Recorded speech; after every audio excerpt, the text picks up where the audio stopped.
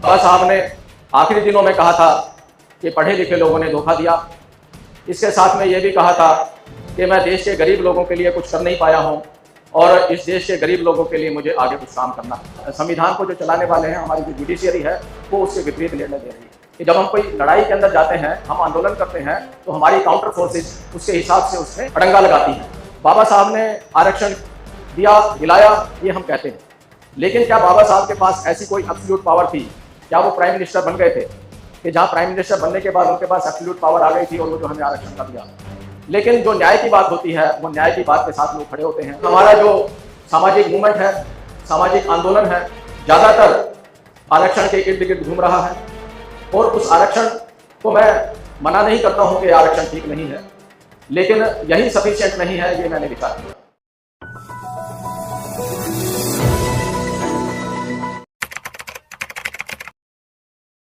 जब जिम्मेदारी आती है तो जिम्मेदारी को कैसे पूरा किया जाए, ये प्रश्न खड़े होते हैं। तो बाबा साहब ने आखिरी दिनों में कहा था कि पढ़े लिखे लोगों ने धोखा दिया। इसके साथ में ये भी कहा था कि मैं देश के गरीब लोगों के लिए कुछ कर नहीं पाया हूं और इस देश के गरीब लोगों के लिए मुझे आगे कुछ काम करना है।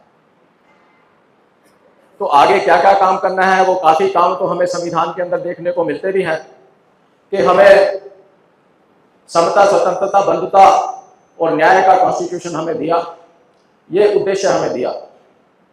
लेकिन आप इनमें यदि विचार करेंगे तो हमने उद्देशिका में एक बात रखी है और संविधान में बातें हैं। यदि आप दोनों में तालमेल देखेंगे तो आपको ये एहसास हो जाना चाहिए कि संविधान के अंदर उतनी सभी बातें नहीं है जो प्रियम उसके जो उद्देशिका में रखी हुई है। यदि संविधान के अंदर वो सभी बातें होती तो उसे हमें उद्देशिका में रखने की जरूरत नहीं होती। यानी समता, स्वतंत्रता, बंधुता और न्याय की व्यवस्था हमने करनी है और उस व्यवस्था की दिशा में हम संविधान को आगे बढ़ाना है। तो देश में समता, स्वतंत्रता, बंधुता, न्याय क्या है और इसको कैसे स्थापित होगा, ये मेरे सामने प्रश्न रखा।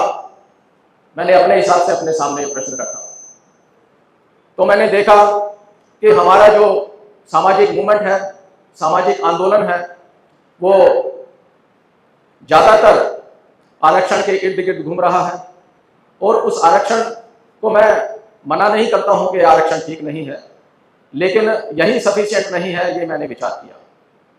मैंने विचार किया कि हमारी 98% पॉपुलेशन आरक्षण से लाभान्वित तो उसी वर्ग में से आते हैं, लेकिन ये 98% पॉपुलेशन वो अनऑर्गेनाइज क्षेत्र में है और उस अनऑर्गेनाइज क्षेत्र को ये संविधान के अंदर कुछ विशेष बेनिफिट जो उसको होने चाहिए थे वो उसको नहीं मिलते हैं। नहीं मिलने के कारण फिर उसकी वही जो संगठन ना होना, उसका एक कारण उसके अंदर मिलता है। तो मुझसे पूर्व अभी तो मुझे कुछ ऐसा चाहिए था कि ऐसे कुछ संवैधानिक उपाय हो कि इनका भला हो जाए। तो कुछ दिनों पहले, कुछ वर्ष पहले मुझे एक ऐसा आर्टिकल मिला था जिसमें बाबा साहब का ये पक्ष रखा गया था कि ये संपत्ति के अधिकार के फेवर में नागरिकों को संपत्ति का अधिकार दिया जाए और जिस तरह से बिना उसके अंदर किसी तरह की सीमा की और इस तरह से दिया जाए, ऐसा विचार बाबा साहब का नहीं था।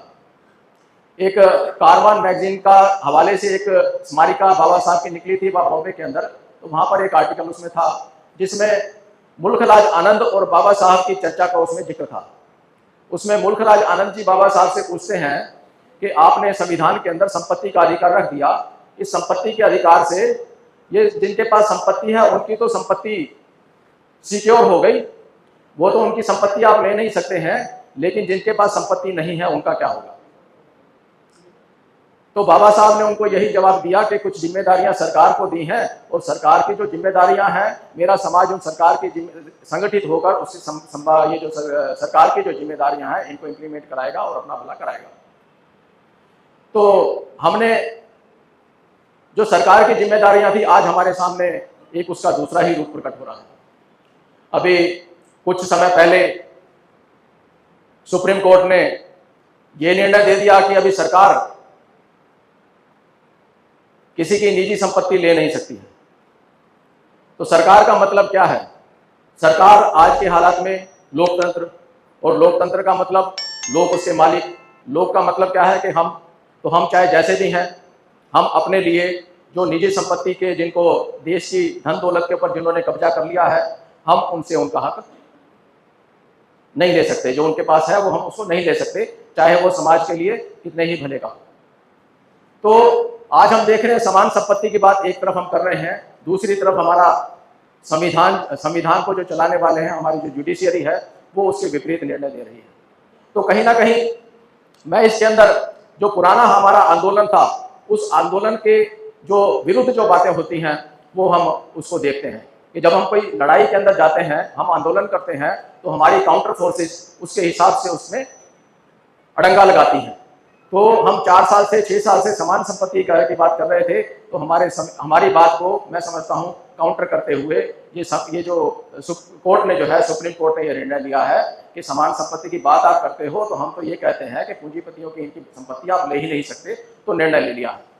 मैं इसको थोड़ा पीछे जाता हूँ कि ये बामसेफ का एक आंदोलन चला था कि जिसके अंदर हम सत्ता की तरफ बढ़ रहे थे कि सत्ता हमारे पास आएगी, और सत्ता आएगी तो सत्ता के हाथ से हमारे पास जो नेशनल रिसोर्सेज हमारे पास जो आएंगे, वो नेशनल रिसोर्सेज जो है वो जब हमारे पास आएंगे तो हम अपने लोगों के अंदर बराबर बांट कर वो खड़ी व्यवस्था को हम बड़ी व्यवस्था बता देंगे।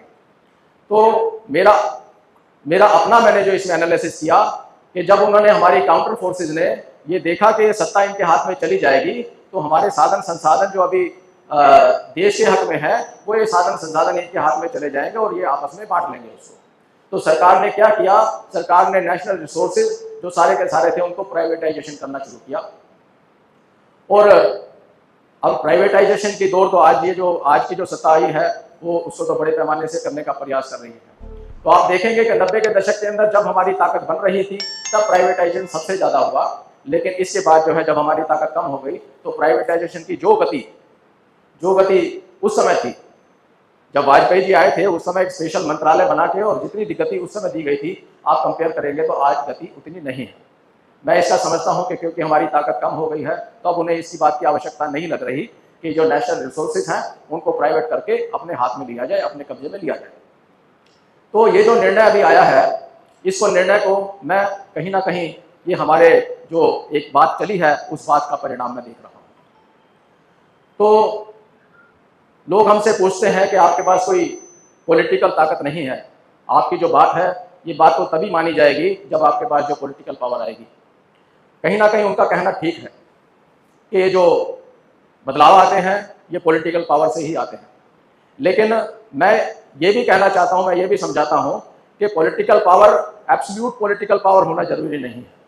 एक परसुएसिव और एक उसको प्रभावी पावर जो है वो प्रभावी पावर चल जाता है।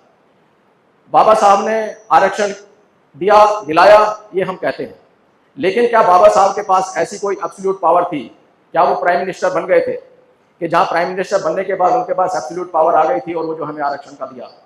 लेकिन जो न्याय की बात होती है वो न्याय की बात के साथ लोग खड़े होते हैं, और न्याय की बात जब जनता समझती है तो जनता का जो प्रेशर ग्रुप बनता है उस प्रेशर ग्रुप से न्याय की बात जो है शामिल हो जाती है।